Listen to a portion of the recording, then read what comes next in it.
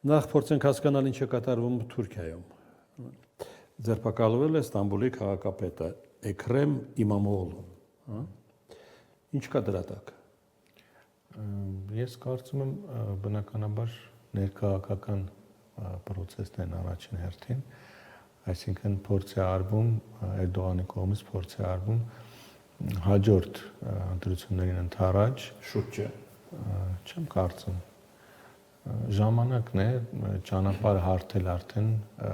ուրեմն իր քաղաքական ժառանգորդների համար եւ քանի որ նրանք այս հարցում անփորձ են լինելու պետք է առաջին հերթին պոտենցիալ հակառակորդներից ազատել այդ ճանապարհը իսկ İmamoğlu'n ինչպես փորձը ցույց է տվել այս պահին ընդդիմության շարքերում եղած եւ հատկապես դիմադիր ժողովրդահարապետական կուսակցության ամենա այսպես մեծ հեղինակություն վայելող եւ հասարակության շրջանում ամենամեծ հեղինակություն վայելող դեմքից է կարծում եմ ավելի շատ ներքաղաքական այս եւ քանի որ ժամանակահատվածն է բավականաչափ կարեւոր դուք նշեցիք շուտ չէ գուցե շուտ է բայց այս պահին Թուրքիայի ներսում եղած իրողությունների համատեքստում եւ Էրդողանի վարկանիշի հատկապես Սիրիայից հետո արձանագրված դեպքերից հետո եւ այդ համատեքստում բնականաբար ամենահարմար ժամանակահատվածն է քանի որ եւ քրդերի հետ կապված իհարկե քանի որ այդ եղանակով կրկին գործող նախագահը բավականաչափ բարձր վարկանիշ է դրսևորում եւ հասարակության որոշակի համախմբվածություն կա եւ սա թույլ կտա այս պահին նման քաղաքական մանևր իրականացնել եւ մարսել։ Դե ձերբակալությունը հետևանքներ է ունեցել։ Օրինակ մարտի 19-ից 23-ը Ստամբուլում արգելվել են հանրահավաքներն ու ցույցերը։ Բնականաբար։ Թուրքիայի ֆոնդային շուկան ու ազգային արժույթը կտրուկանկում են գրանցել, որովհետեւ հակաժողովրդավարական քայլ է իրականացել, բայց տեսնում ենք, որ առնվազն վերջին 10 տարիներին Թուրքիան դրան մեծ կամ Էրդողանի վարչակարգը դրան մեծ ուշադրություն չի դարձնում։ Կրկնում եմ İmamoğlu'n ամենաբարձր ընդդիմության շարքին ամենաբարձր վարկանիշ ունեցող դերակատարներից է եւ անգամ նախորդ ընտրությունների ընթացքում փորձ արվեց կրկնակքվեարկությամբ թույլ չտալ որպեսզի նա վերընտրվի Ստամբուլի քաղաքապետի պաշտոնում, ինչը չստացվեց։ Եվ այս գործիքակազմը, այսինքն օրենքի քրեական գործ կարելու եղանակով չնայած չի բացառում, որ իհարկե որոշակի փաստեր լինեն այդ անձի դեմ,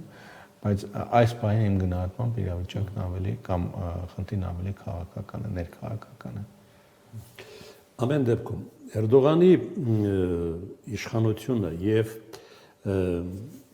Թուրքիայի ընդդիմադիր հավաքական ասենք ուժը ունի վերաբերմունք տարբերվող հայկական հարցի նկատմամբ։ Ես հիշեցի նախընտրական արտահայտությունները այդ խնդրի առիթով, բայց էականը որն է այստեղ Էրդողանը պատրաստ է խնդրի հանգուցալուծման ի վերջո գալ այն հանգրվանին, որի մասին խոսում են արդեն տևական ժամանակ։ Թե պետք է սպասել փոխվի իշխանությունը Թուրքիայում։ Տեսեք, լավ հարց եք տալիս։ Ես Թուրքիայի ներքաղաքական հարցերի փորձագետ չլինելով, բայց այնուամենայնիվ վերջին տարիներին ուշուշով հետևելով ներքաղաքական process-ներին եւ իհարկե Թուրքիայի արտաքին քաղաքականությունը վստահաբար կարող եմ ասել, որ սա Թուրքիայի իշխանությունից կախված հարց չէ, որտեղ ինչ իշխանություն լինի, միևնույն է, նույն խնդիրը կանգնելու է նրա առջև, այսինքն Ադրբեջան-Թուրքիա հարաբերությունների խնդիրը զուգահեռ Թուրքիա-Հայաստան կարգավորման գործընթացի եւ այն օրակարգը, որ կա, դա ցանկացած իշխանության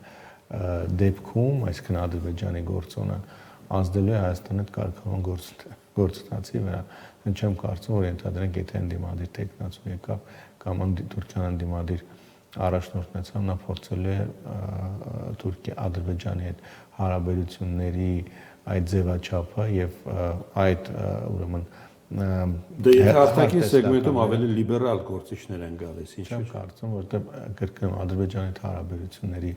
հարցը Թուրքիայում ռազմավարական նշանակության խնդիր է։ Այսինքն որևէ կերպ չես համեմատի դա Հայաստանի հետ հարաբերություն։ Չնայած ասեմ, որ ներկայում Հայաստանի հետ հարաբերությունների կարգավորումն ավելի մեծ ռազմավարական արդեն խնդրի մի մաս է, այսինքն Հարավային Կովկասում Թուրքիայի ազդեցությունը մեծացնելու բացառիկ հնարավորություն է, բայց ելի եթե անգամ այս համատեքստում ենք կշեռքի երկու նժարին դնում երկու երկրների հետ հարաբերությունները, բնականաբար Ադրբեջանի հետ հարաբերությունները շատ ավելի կարևոր են, որտեղ դա թուրքական ազգային այդ պանթյուրքիզմի գաղափարախոսության առաջվան տեսանկյունից Թուրքիան որպես գերտերություն, ուրեմն գերտերության տեսլականի տեսանկյունից է անգնահատելի։ Ինչու էր պայմանավորված այդ դեպքում թուրք լրագրողների այցը Հայաստան։ Դե նպատակը, ինչպես արդեն նշվել է, պաշտոնապես նշվել է, երկու հիմնական նպատակ։ Առաջինը նախ Հայաստանի Հանրապետության պաշտոնական դիրքորոշումները մեր տարածաշրջանում Հայաստան-Ադրբեջան,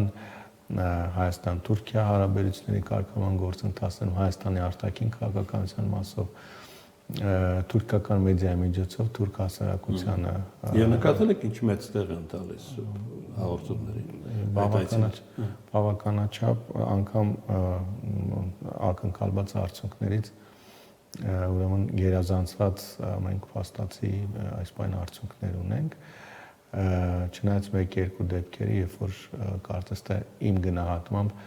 ադրբեջանական կողմի աշխատանքների արդյունքում եղել են իհարկե շեղումներ երկրորդ ուղղության մասն կցանկանամ նշել տեսեք տևական ժամանակ քանի որ մեր մասնագետները